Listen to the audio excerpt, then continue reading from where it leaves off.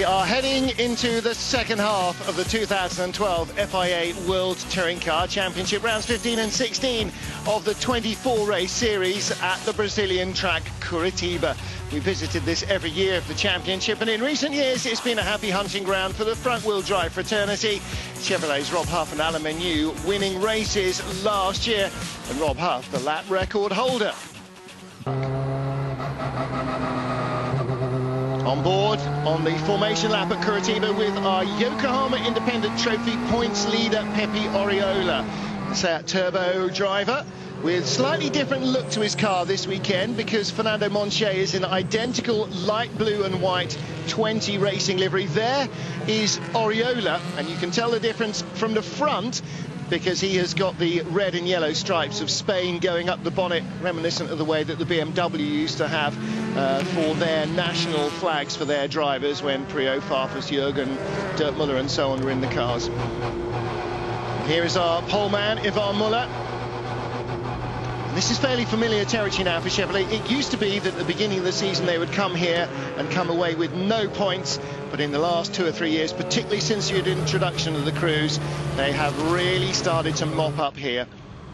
Well, that's a view from row 3 of the grid with Gabriele Tarquini's bumper cam. We are ready to go racing here. The safety car is in the pit lane. Ivan Müller paces the field around for the start of round 15 of the FIA World Touring Car Championship 2012. On the outside, the front row is Alain Menu. Rob Huff is third. Michael Nukia is fourth in the Bamboo Engineering Chevrolet. It's a long, slow crawl up to the line, and they are way out of line behind. Are they going to be waved by? I think they are. They are. Extra formation lap is the board, the yellow board being held up at the side. The man in the blue shirt who's just turning to watch the leaders who did nothing wrong is our race director, Miroslav Bartos. And he will want all of the cars behind the leaders to do what the leaders did, which is to run through the grid markings on their respective sides of the grid. Matt Neal, another aborted start because the drivers behind are trying to get a look at where the lights are. It's almost to say they pick. They know they're going to get a drive-by all, but they just come out, and one edge is out, one edge is out. Admittedly, you are very low down, you are very far back in the car, so it is hard to see. But if you pull out of there, you're going to get, it's going to get a drive-by, and so. But we've all done it on the motorway. There's a car or a van in front you can't see, so you edge to one side to look by it. The guy behind you can't edge any further to one side, so you've got to go to the other side. And you know, if the guy in front of you is to the left and you move slightly to the right, but still almost in the centre, surely you've still got a chance to see. I don't know, you're right, but they don't seem to learn. The simple thing is, Martin, all you've got to do is drop back by a couple of feet. It's not rocket science. The problem is you're not allowed to, are you? You've got to maintain a distance to the car in front. Yeah, not within a metre. No. You can be within a car's length behind, and if you're that, you can see. You know, they're fanned out, probably 2 cars. You're right, you know, it's been 3 years where we've been having this problem. Aldo Creo there, one of the team owners at Royal Motorsport. I was just looking at the timing screen. Müller set the fastest first sector. He would do, because he was the fastest through the first sector. He was the first through the first sector. Here we go then. Let's try again. Second time of asking. 1 lap already in the scoreboard though, so first of 15 laps will be completed at the end of this. So here we go again. On the left of your screen, car number 1, that is Ivan Müller. Car number 8 on his left-hand side is Alain Menu. Now they are much more in formation, except further back. Dude Carlo isn't. Right at the back, Stefano D'Aste isn't. Yeah, it's closer, but it's still not great. Are we going this time? Is that red light gone out? I think it has. Here we go then. Müller on the driver's right-hand side on the left of your screen, rushing down to the first corner. And this is always the toughest part of the race. Look, Tarquini is alongside Huff. He's going to try and squeeze in between Huff and Menu. Tries to go through. Somebody flies up a bit of bodywork. Oriola and Monche both go off. So does Chilton. Nash on the inside stays on, and it is Müller, Menu, Huff and Tarquini, then Nukia, and side by side behind him the yellow Carvo Young, inside McDowell, and still inside McDowell, and still inside McDowell. That's for 6th place. Daryl Young trying to put the pass to bed, and and with the two right-handers they're going through here, he might just do it. He has not just done it. Alex McDowell held on and kept him back. Yeah, Huffy's managed to hang on to and keep in front of the charging Tarquini, but... Oh, contact behind, and somebody's off, and it's Thiago. Thiago's off in the barriers in the background. Broken right front suspension, left front suspension as he looks at it, right as we look at it. And I'm not quite sure who he made contact with, but you saw it there coming out of the hairpin. And unfortunately for him, his race is over. Pepe Oriola. Let's have a look in the background. Oh, it was with Alberto Cecchi, who was bouncing in the air from somebody else's contact as well. And Thiago, well, that pretty much sums up his season. Really, you know, it's almost like he's going around deliberately stepping on black cats and breaking mirrors. Muller, Menu, Huff, Tarquini, and then the two Bamboo cars ahead of ex-Bamboo driver O'Young. Coronel in 7th ahead of Mikulits and Oriola, despite jumping the chicane, or because of jumping the chicane at the first lap, has made up several places, and he is in that Yokohama Independent Trophy battle then.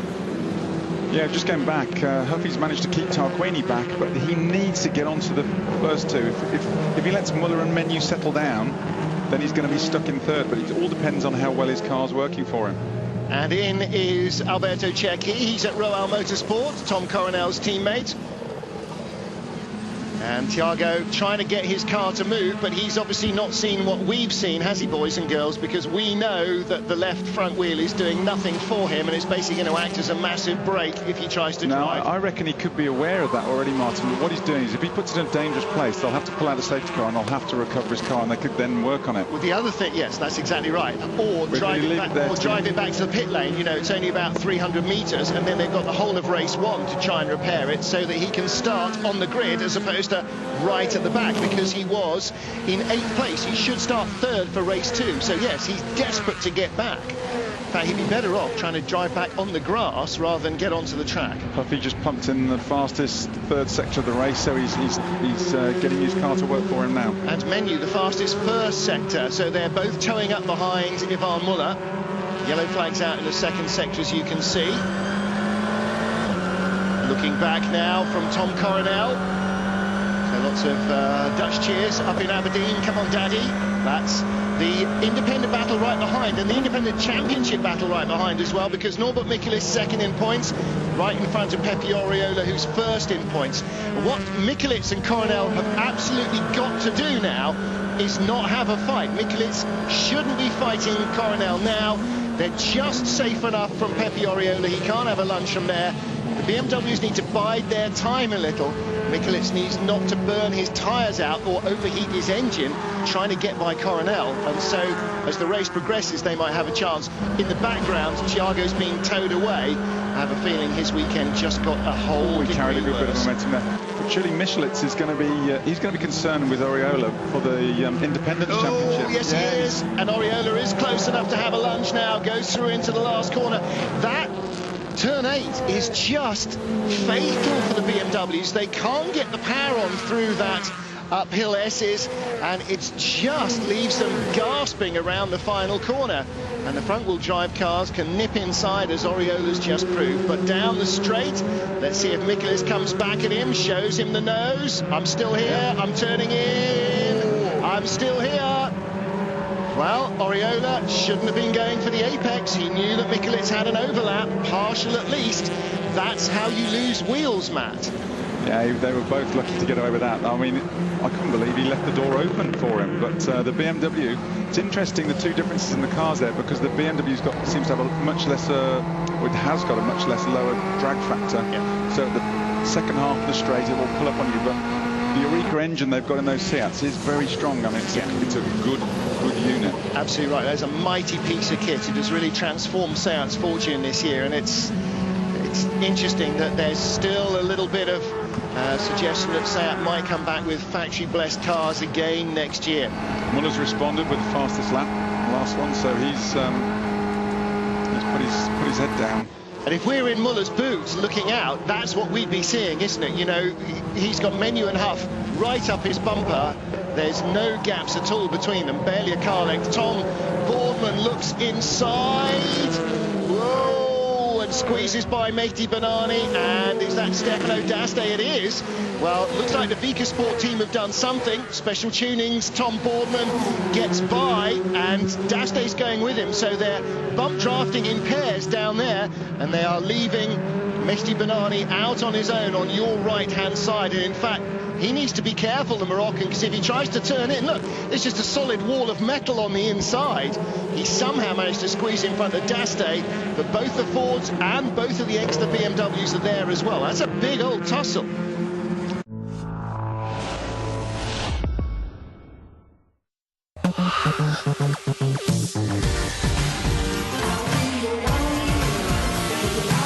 We're now in the second half of the season, and it's getting tight at the top. Can anyone cause an upset in the US? Jorge Lorenzo wins his 5th Grand Prix of 2012. MotoGP Mazda Raceway, Sunday night, 11 p.m. on British Eurosport 2.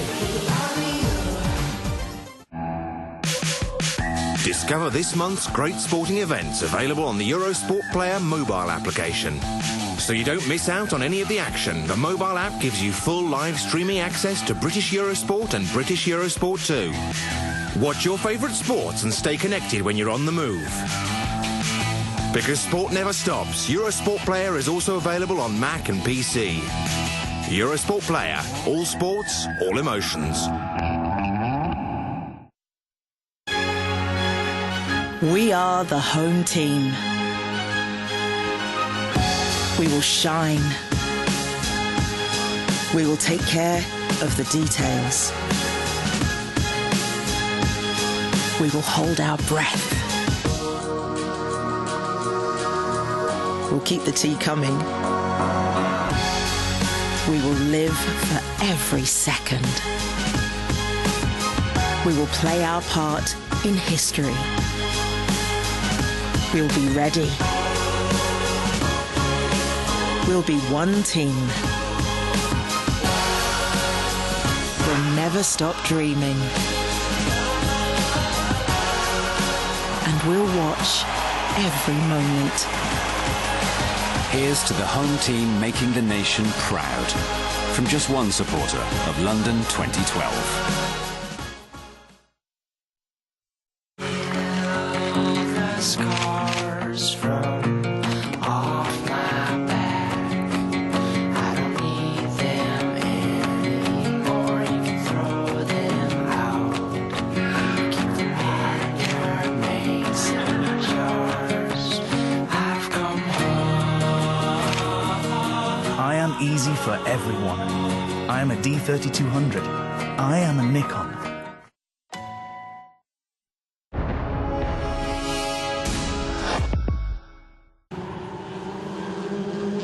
Engsler, D'Aste, Banani, and behind him Charles Eng, and then a little further behind them James Nash and Tom Chilton running nose to tail.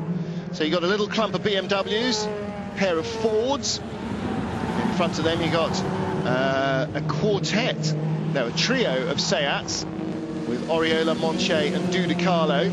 I know why Alessandro's watching these guys, because he knows if he watches them long enough there is going to be an accident. Oh, you cynic, as if. Oh, my goodness me. Matt Neal has really polished the crystal ball today. Well done, Alessandro. Well done, Matt. And out there among the pigeons is Franz Engsler. Missed the apex, door open, and through the gap went Stefano D'Aste. So Engsler paying the price for that. Coronel and Mikulits come across the line in 8th and 9th. Oriola not too far away, only 8/10 now behind Norbert Mikulits.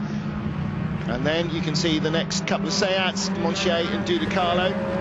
But it's, apart from Gabriele Tarquini, it is sort of going by manufacturer. And that was D'Aste, I beg your pardon. I said it was Banani, it wasn't, it was D'Aste. He lost ground as well. However, undoubtedly, he will be slammed with a drive-through penalty for that. And if he's not, Special Tuning will be feeling righteously miffed.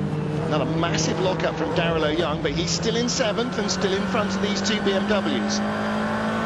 Yeah, only 2 laps from home, so he can afford to try and push his tyres a little bit harder, just eke that little bit of extra performance, stay in front of the BMs now. Muller's just, he's still just 6 tenths ahead of Menu, but Huffy's dropped back a spurt, just 7 tenths, so he's just slipped back a wee bit out of striking distance now. Huffy just a fraction quicker than Alan Menu last time round, for 24.89 for Menu, 24.86 for Huff, so 0.03 of a second difference.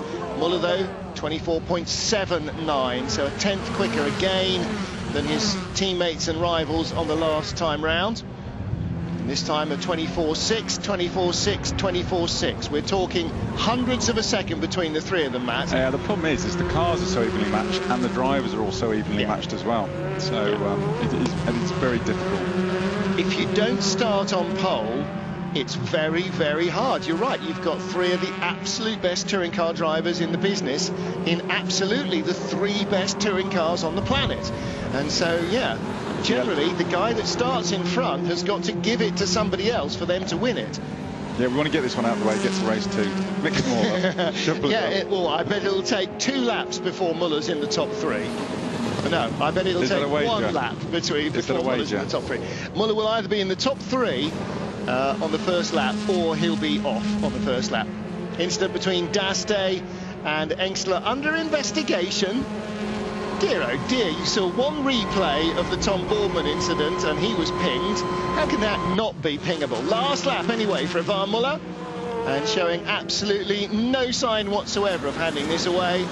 Last corner for Ivan Muller. And as he comes out of here and Alain Menu avoids the wall that he hit so hard a few years ago, it will be a Chevrolet 1, 2, 3. Now, Muller was not a race winner here last year where Huff and Menu were. He puts that right this season by winning the first one. Chevrolet Racing's Eric Nev with a traditional bow tie that the team have adopted. He wears it on Sunday if they qualify on pole on Saturday. Team manager Stuart Cowie looking pretty happy with that. All very relaxed, no contact, no paint being swapped, and no annoyances between the drivers. They managed to leave Gabriele Tarquini fairly happily behind them. He was almost 2 seconds behind for most of the race. There's Tarquini in 4th place. There's our race winner here, round 15 of the championship, with engineer Chris Cronin, Ivan Muller, and down there as well. Hurry up, Ben, come on, we're waiting for you. Ben's going to have a lot of work to do because we are staying live between the 2 races, and it's not the shortest turnaround either. Yeah, Ben, get your microphone in there. Ben, if you've got a problem, we want to hear about it. Yeah, I mean, come on. Louise would have been there by now. Oh, she'd have been there straight away. Well, we'd have had the interview by now, definitely. See, now, there is Rob Huff again, all looking fairly relaxed, aren't they? It's looking very dry and... it's hot in those cars, but it's not 45 degrees outside, so it keeps the temperature down sensibly. Very friendly and smiles. They know the game. They've been racing with each other, against each other for a couple of decades. And so, if they were ever going to fall out, it would have happened many, many years ago. Alain Menu looks relatively relaxed. There's his engineer Albert Lee, not the guitarist. And let's hear now from our race winner, Ivan Muller. Well, we didn't see too much of them, but the winner of the race, Ivan Muller, from lights to flag. Tell us the challenges of that race. Yeah, the key of the race was qualifying, and then the first lap. And first lap was okay, nice. And then I was just focused to drive my best I can, without mistake. Just maybe 1/10 under than what I could do, but without mistake, because Alan was waiting about it. Thank you very much, Ivan. All 3 spots, in fact all 4 spots on the podium will be Chevrolet drivers. 3 are his, and 1 is Bamboo Engineering's. Third for Rob Huff, second for Alain Menu, and victory for Ivan Muller. So now, in the last 3 races in Curitiba, they've won 1 each, and our Yokohama Independent Trophy race winner, Michel Nukia. See, he already had Chevrolet uniform, how very handy. And Stuart Cowie, the team manager from Chevrolet Racing, joins them on the podium. And that means it is now time for our winning drivers anthem.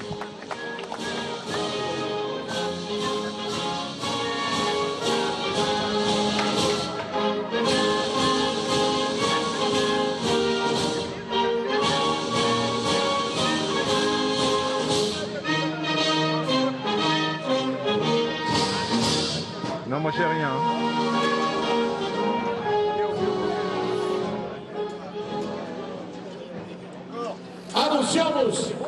So the Marseillaise, which didn't ring out over the Champs-Élysées at the end of the Tour de France today, and we should have the winning constructor as well.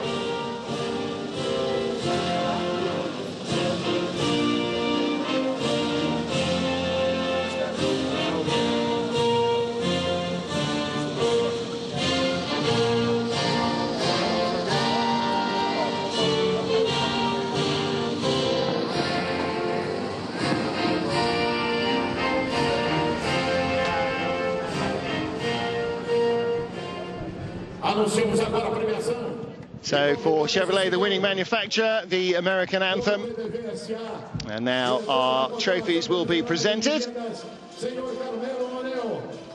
So now that's a cracking looking piece of kit. I'm not exactly sure what it is, but I think you're going to have trouble getting that in your hand baggage. I don't think security's going to like it. I thought he was carrying in all 4 trophies. He was going to hand them out one by one. That's an awful lot of sharp bits on it, though. Can you imagine what that looks like on a scanner going through in the airport? So that'll have to go with the cars and the kit on the T2L and the carnet for the customs clearance with the cars on the boat to go up to Sonoma, because I wouldn't want to be trying to get that through any airport. Look at the size of that monster. That is quite big, isn't it? That is monstrous. That's one for RML. I've seen the inside of Ivan's house. That's one for RML. That's going to take up his coffee table, never mind his blooming fireplace. Yeah, but RML always have to send a spare container, don't they, to bring back all the trophies. Yeah. Meeting. The problem is they don't empty it of spare parts. They don't use all the spares they bring, so they have to, you're right, an entire one just for that. Yokohama, who again in other news since we were last racing in Austria, have been awarded another 3-year contract to supply tyres for the World Touring Car Championship, so congratulations to those guys. They're really good fun guys to work with, and they present the trophy and of course the prize money for the independents, who are a very big part of this World Championship.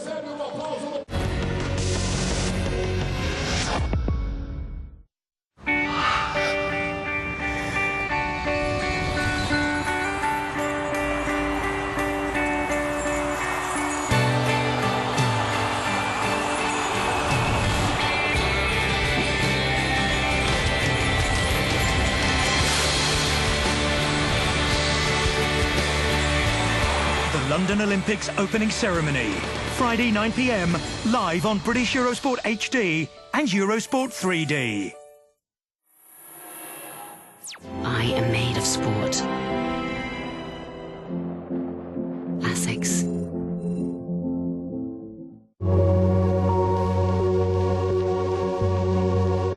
If you had a loan or credit card in the past 10 years, you could be eligible to get compensation for missold insurance. The banks will compensate customers that have been missold payment protection insurance. And they put aside billions to be collected by you. Yeah.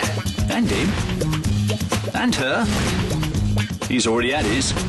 The iSmart experience is straightforward. We're here to help you get your money back. We deal with a claim on your behalf, so you don't have to worry about a thing.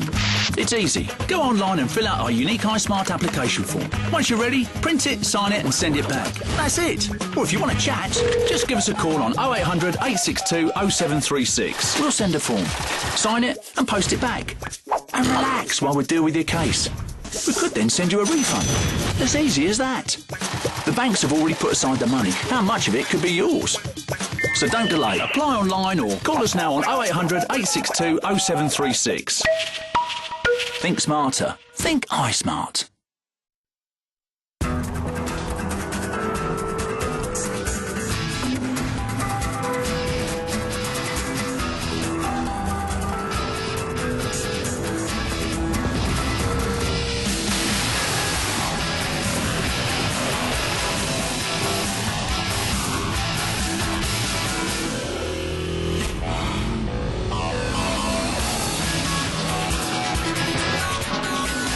Skoda. Simply clever.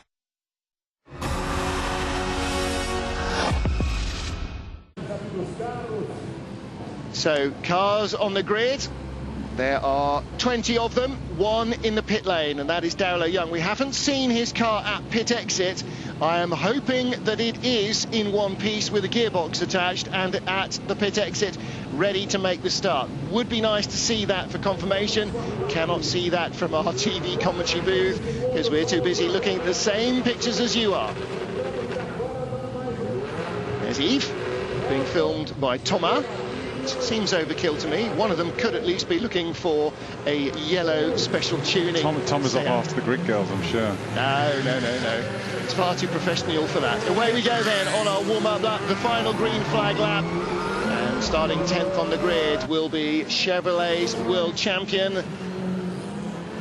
Van Muller, our race 1 winner. Started from pole and had no real challenges after the first corner, Matt Neal, all the way through the race. I wonder whether we'll be able to say the same for Tom Coronel. I somehow suspect that might not be the case. Yeah, he's always good off the start.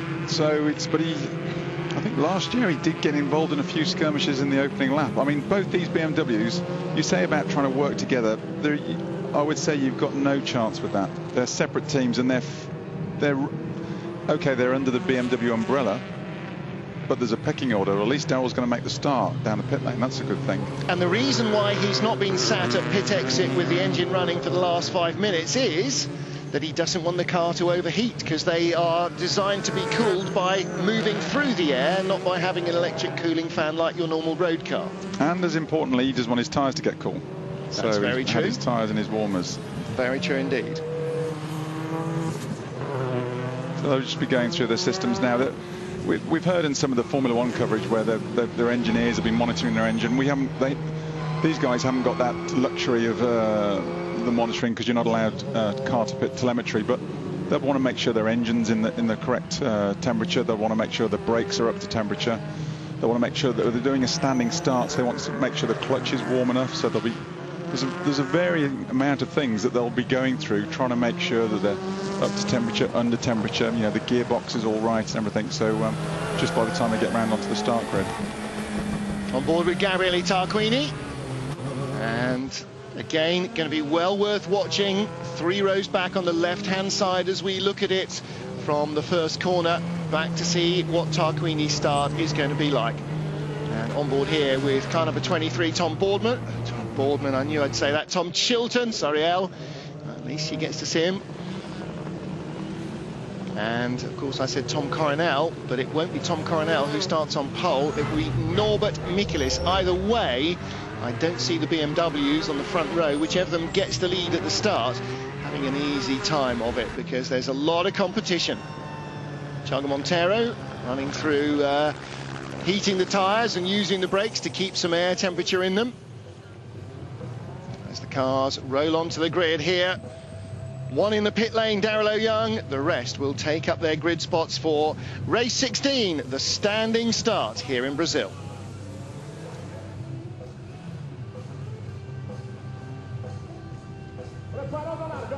Well, as the light starts to fade here in Brazil, the cars taking up their grid positions.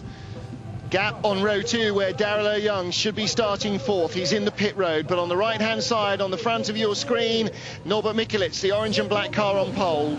White bonnet of Tom Coronel's BMW 2nd, Thiago Monteiro 3rd. Red lights, come on, green flag waves to the back of the grid, and away we go. And watch Tarquini, great start as well from Alain Menu. He gets around the tyre smoking Michel Nukia and immediately shuts the door on Ivan Muller. It is Norbert Michelis who leads, Coronel in 2nd. 3rd place is Monteiro. Here comes Tarquini round the outside of Thiago, and he's going to make contact, bumps into the back of Tom Coronel, but he's into 3rd anyway. He is just such a good starter, and already Huff is 5th, Muller is 6th, and Menu has been shuffled back to 7th. So Menu tried to shut the door on Muller, but Ivan got by him anyway. Yeah, the biggest loser from the front 6 seemed to be Alex McDowell, who just seemed to, he got the reaction time, but both Bamboo Chevys, I think, keeping their noses clean. Biff, through goes Huff. Not yet. Trying to leave a Thiago offline, and Thiago be going, okay, so that's the way it's going to be, is it? Huff is going to be very conscious Muller's right on his tail. He's going to want to try his best to try and get a car in between them. or at very least, not let Ivan get in front of him at all costs. If he has to follow Thiago all the way to the flag, if he's in front of Ivan, he's still taking points back. Not many, but some, and some is better than none. Ooh. And Norbert again has that BMW handling problem out of corner 8, way out there on the dirt. And Thiago drift. Look how tight the Chevrolet is on the inside line there. And here comes Huff. He's tucked half up Thiago's slipstream, half attacking, half defending from Muller. Out comes Tarquini. He's attacking. And looking back from Thiago, Muller is not going to get up the inside of Huff, is he?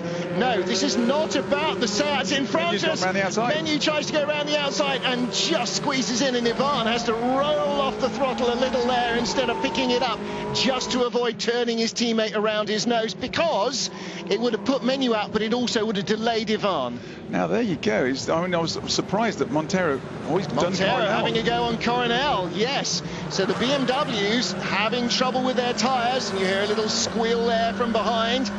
Little bumpers. Coronel picks up the throttle early and gets into Thiago, and off goes Franz Engstler.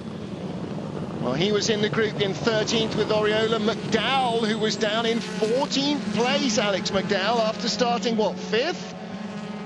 Has he got Darrell Young's gearbox in? Coronel's back on the attack with Montero. Yeah, and so it's Mikulits with Tarquini now in 2nd, Montero in 3rd, then Coronel in 4th, and here comes Huff, and here comes Menu, and here comes Muller, and Tom's got nowhere to go. 1, 2, 3, and there's Dudicalo, 4, and there he's fighting off Dudicalo. But right behind is Mehdi Banani, and behind him is Michel Nukia, who also, I think, selected reverse at the start. I mean, you could just see from in Coronel's car through turn 8 and 9, the BMWs are sitting ducks through there. Yeah. Montero just pulled him out. And look what Tarquini is doing to the race leader as well. Coronel goes flying across the dirt. He just couldn't find a place to get back in the queue, being hung out to dry by a bunch of cars. And look what Tarquini is doing to Norbert Mikulits. He is all over him. The BMWs are really struggling here for grip, and it's this thing about keeping and regaining heat in their tyres. The rear drive cars just don't have enough tyre temperature compared to the front drivers. Well, Tarquini definitely smells a win now. He's got his lights on. Yeah. And in the inside, Huff gets through. Thiago's offline, drifts out wide. Here comes Menu, and Thiago's going to try and shut the door, and Menu's got a wheel alongside, and Menu's still got a wheel alongside. And this is like a Tour de France stage sprint. Menu's up the inside, Thiago's offline. He cuts back in front of Muller. So it's a little bit of respite for Thiago, but again, the Chevrolet is such a strong handling chassis. Muller just pulls inside him, through he goes, no mistake at all. 1, 2, 3, they carve by him in 2 corners like he's standing still. In the background saw either Monche or Oriola flying across the dirt. I think it might have been Oriola. We'll pick up with that in a moment. He was 12th. We'll see where he is in a moment or two, as again Tarquini challenges Mikulits for the lead, and Gabrielli now has got to hurry up because the Chevys 10th, 9th and 8th are now 3rd, 4th and 5th, Matt. Yeah, the Lukoil guys are going to be straight on the radio to Gabrielli, because Huffy's just, well, look, he's on him already. It was a second a lap quicker on that last lap, but I mean, you don't even have to be you don't have to be a mind reader to see that, do you? Oh, and that might bring out the safety car. Is that the last corner? I think it might be Charles Eng. It was Oriola who flew off, by the way. He's dropped down to 15th place, just in front of Fernando Monche. That's a heavy hit from Charles Eng. Safety car. I did think so. I'm afraid there's a couple of places here you do not want to go off, and I think he has gone off on the exit of the final corner where Menu went off. First year we came here, second year we came here. Yeah, I think he's still in Lechette. Oh, enormous hit. So safety car will pick up our race leader Norbert Mikulits. We ride on board with Tom Chilton behind James Nash. Calm down, Elle. They're watching, or she is watching at home on the sofa. And their cars are 17th and 18th. Incidentally, Darrell Young is right behind them. He did leave the pit lane. Charles Eng is out. Franz Engstler is out. Scratch both Liqui-Moly BMWs from the race, I'm afraid. He's gone out of corner 8. Yeah, look, he's going to come across the dirt, out of control, behind Oriola. Blimey, look at Pepe's car. and Eng off backwards. Oh, it's not as bad. It's more cosmetic, I think, there. Yeah. He'd have scrubbed it. I think it's just the fact that it's in a dangerous place. And of course, he went in backwards. That means the right-hand door, which is not the driver's side. So again, that's all good news as well. But let's take a look again at the start. Now McDowell gets away well. What happens to bamboo cars? No, McDowell basically selects third, and Engsel just sits there like he's doing a drag racing burnout. He gets away initially, but then just doesn't get the power down. Both went backwards. Maybe there's something in the electronics. On board with Muller. Menu carves him up. Muller goes, oh, OK, I'll go outside route. That works. On board with Gabrielli. Which way are you going, Matt? Inside, outside? It's always safe on the inside, because if someone bounces out, they bounce away. But of course, everybody funnels down to the inside. There is often mileage on the outside, but it is, as you say, high-risk strategy with Thiago. Again with Thiago. I tell you what, do you know what? I'm more than happy to leave all this to these guys. That's a position I never want to be in, that close in a racing car. Oriola's like one of those destroyers when they say, let's make smoke. And whether Charlie Yang went off on that. What's happened here? I don't know, but I'm sensing that all was not quite right when Daryl O'Young's car went back together. No, that's a shame, because he could have caught up under the safety car and been in the mix. Well, he was behind Nash and Chilton in 19th place, but championship leader in the Yokohama Trophy, Pepe Oriola, is only in 16th place. So, yeah, he could maybe have picked up a few points. The problem is, you know, when you are at the back, there are lots of independents. I think we're off this lap, Martin. I think we are as well. Here we go. Norbert Michaelis leads away from Tarquini, Huff, Menu, Muller, Montero, Bonani, Coronel, Dudicalo and Nukia, your top 10. Top independent is Michaelis. So he's got to mind his P's and Q's as far as his championship's concerned. Frankly, these four can go by. But of course, he wants to win the race. However, we have now completed 6 of 15. And there's an awful lot of talent in both his mirrors. Tarquini around the outside, straight by him in a straight line. That's what power that Orica-built engine in the Seats has got. Well, I tell you what, Honda better have some GGs, otherwise he's going to think that the thing is a bit flat when he gets into it to start testing. Yeah, Norbert got hung out to die with a slipstream there as well, because Huffy's on him as well. Yeah, Huffy's going through, and Menu's not looking for an invitation. I'm in, boy, I'm in, and so too is Muller. And again, Norbert has got to make sure he doesn't end up in a barrier here trying to fight this too long, and he's just basically trying to survive. Muller makes sure. Do you see how much Ivan swung right out to driver's left, way offline, to firmly slam the door just in case somebody came back behind him? He's not taking any chances, Muller. No, Muller's not out there to make friends. He's out there to pick up points, and he doesn't want the other two getting too far in front. He wants to keep the pressure on him. What he didn't want is the BMW coming back inside him in that left-hander at the top of the hill there and having him off. So he made sure the door was shut. Fastest second sector of the race for Huffy. Yeah. No surprise. Huffy is a man on a mission. Tarquini leads from 3 Chevys.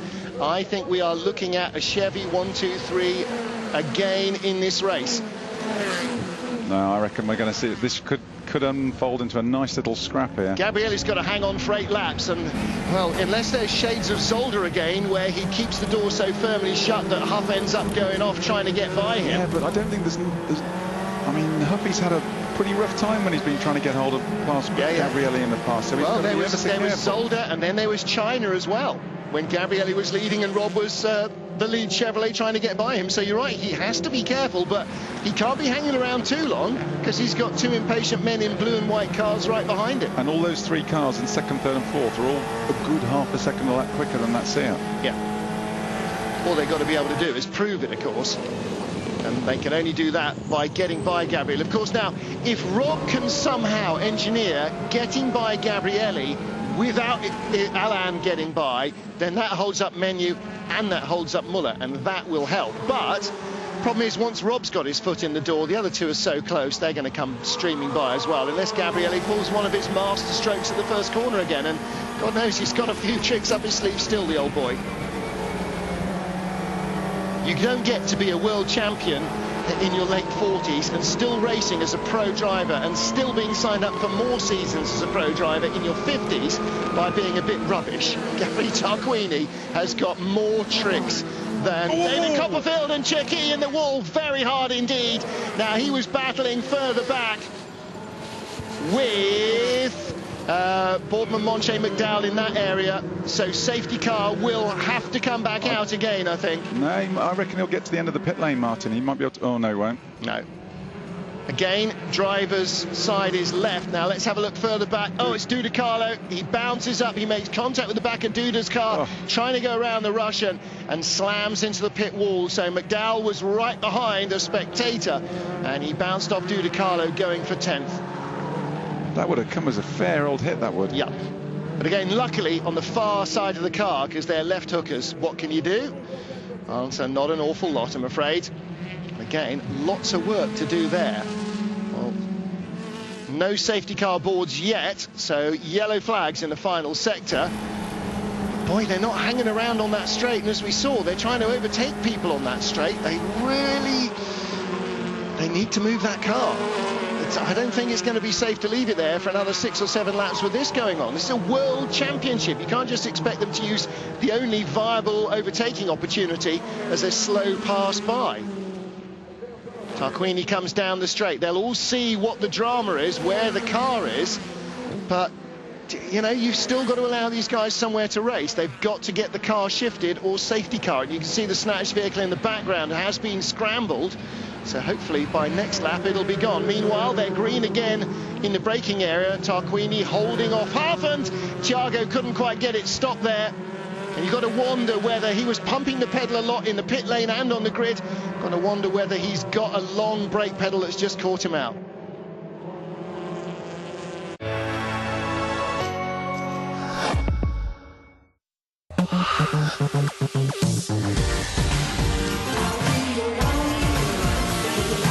We're now in the second half of the season, and it's getting tight at the top.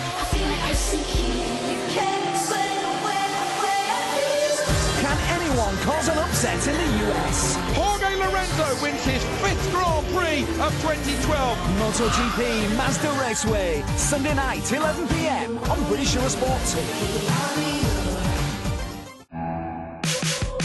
2. Discover this month's great sporting events available on the Eurosport Player mobile application.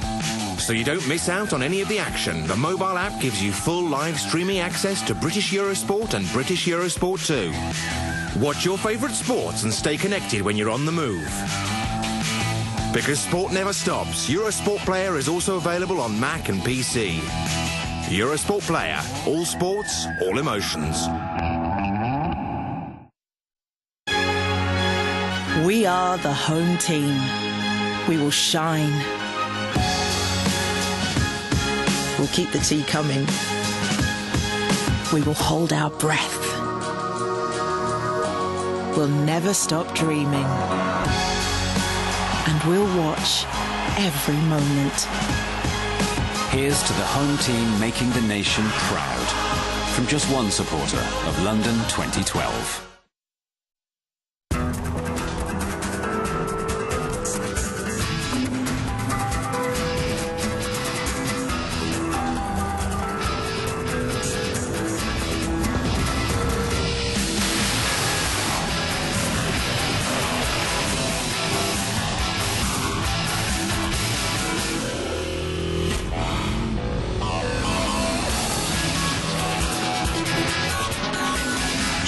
Simply clever. Take a family home. What if you could make it just a bit better? What if you could watch original British drama and award-winning US shows and other great TV you can't get anywhere else? Imagine controlling how you watch them so you can see what you want when you want. What if you could watch that great TV wherever you like? On your laptop, or even on your iPhone. And if it came with reliable broadband, and calls too. And if all that cost $21.50 a month. Carol? Wouldn't that be brilliant? So, Treat your home to TV you can't get anywhere else, that you can control with Sky Plus and watch where you like with Sky Go. Plus broadband and calls for $21.50 a month. Sky. Believe in better.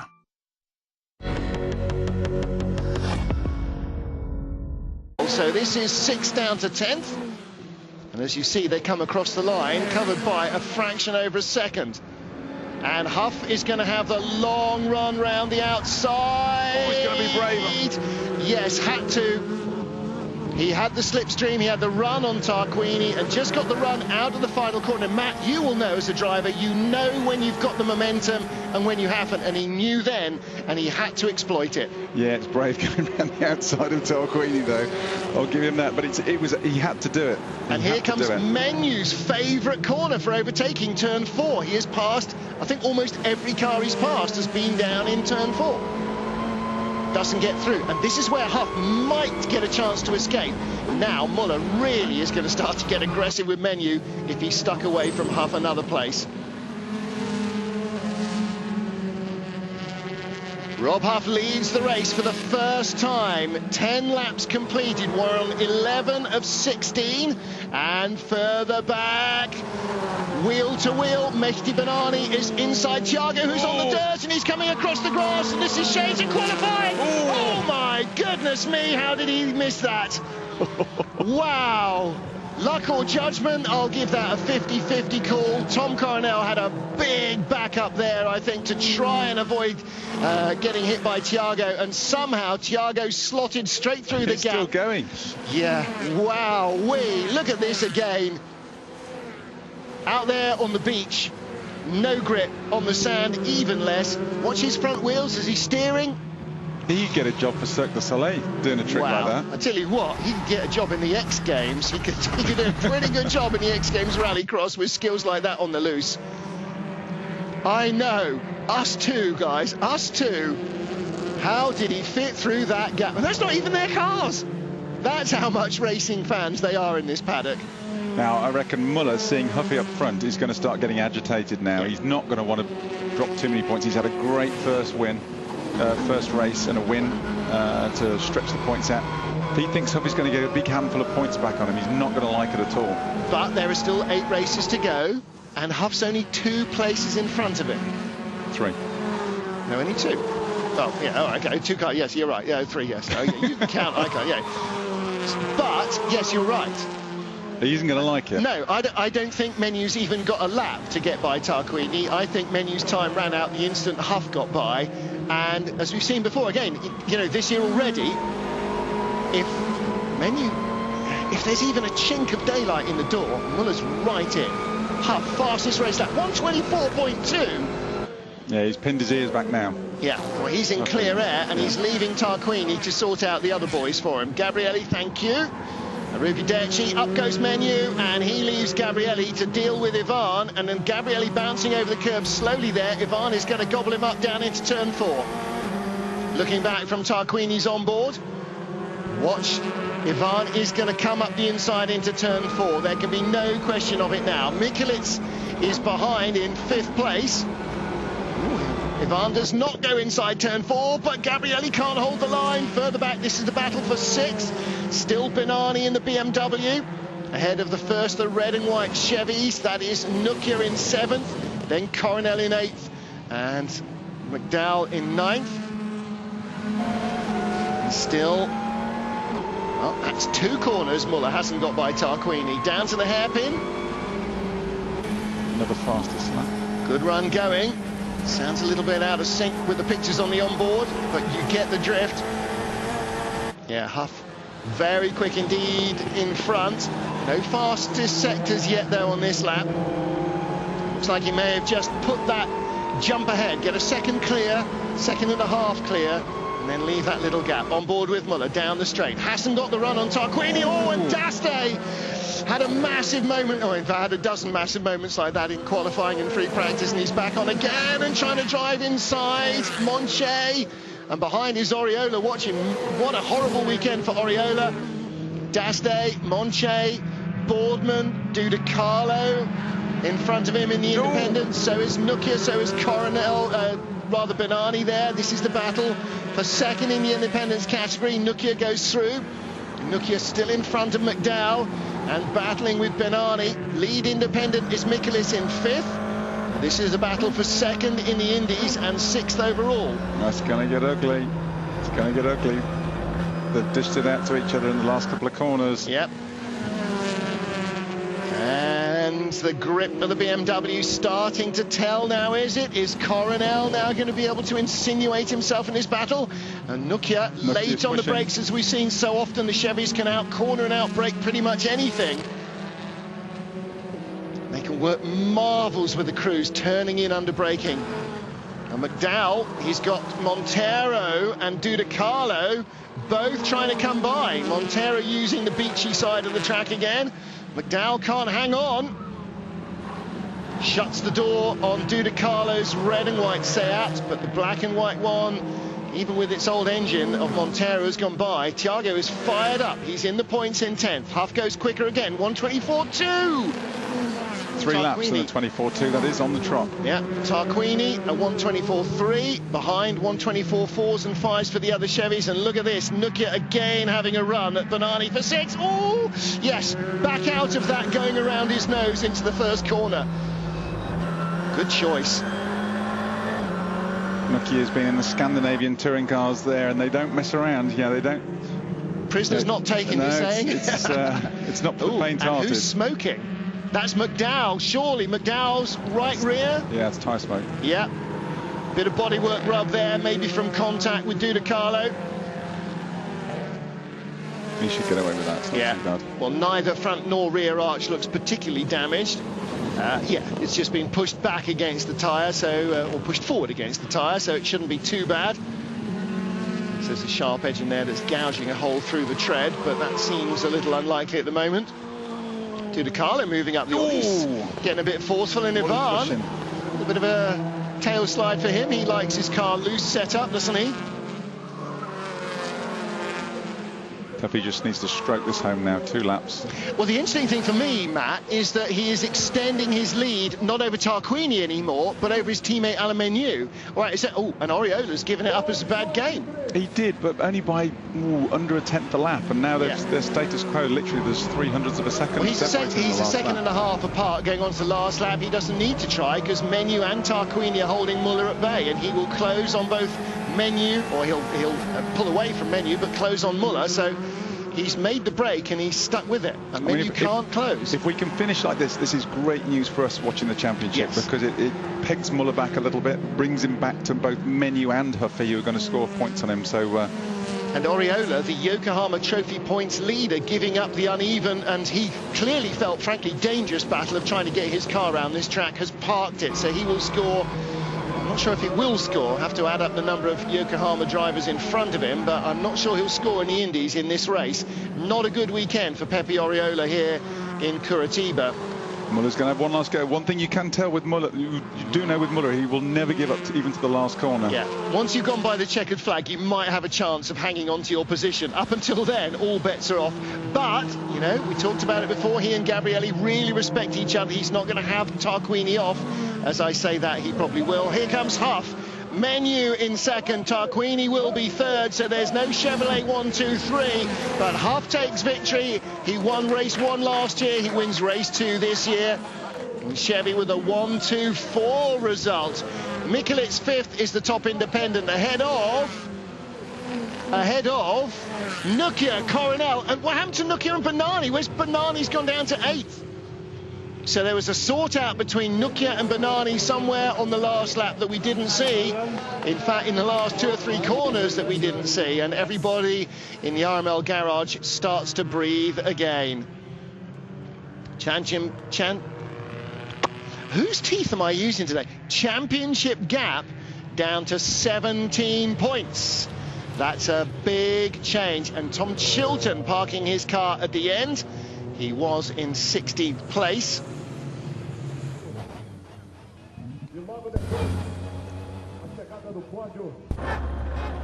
Well, Gabriele Tarquini, this is heading towards his swan song for the SEAT squad.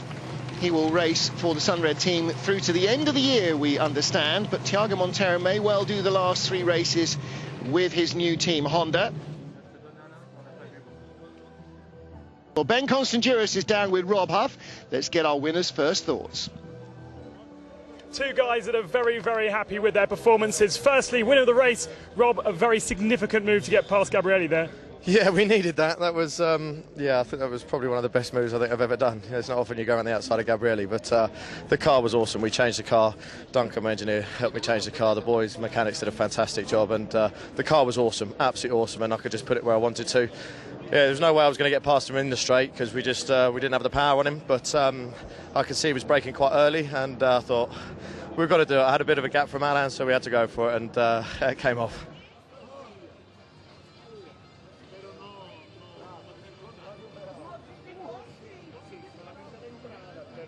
Tarquini had as close a run as anybody has to keeping the 3 Chevys behind. We can see why a team like Honda has plucked for a guy like Gabrielli, because he's not, you know, firmly tied down to a big manufacturer contract, and because he is such a winner. Yep. 17 points the gap now, Muller over Huff. Coming in here, Menu was 36 points behind Ivan Muller. He has slipped just 1 further point adrift. So that's not even a bad weekend as far as Alain Menu is concerned. He hasn't closed, but he could have lost a lot more if race 2 hadn't gone his way. And 125 points behind the leader is our 4th place driver, Tom Coronel. So it is between those 3.